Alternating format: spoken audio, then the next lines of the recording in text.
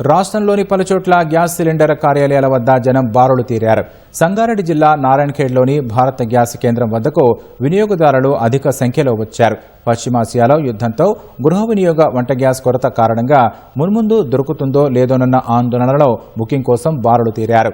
ఆదిలాబాద్లో ఓ private gas agency వద్దకు పెద్ద సంఖ్యలో వినియోగదారులు తరలివచ్చారు. అవసరం ఉన్నా లేకున్నా వినియోగదారులు గ్యాస్ బుకింగ్ చేసుకోవడం వల్ల సర్వర్ సమస్య తలెత్తుతోందని డీలర్లు చెబుతున్నారు.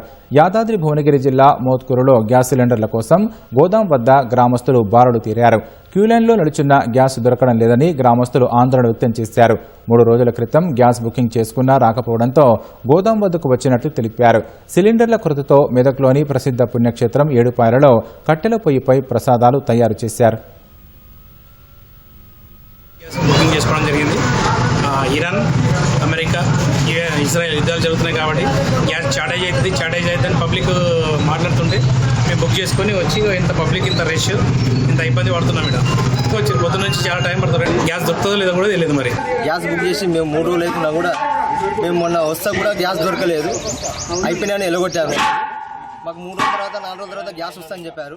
చెప్తే ఇవాళ పోయి మేము 7 గంటలకు పోయి లైన్ కట్టినా.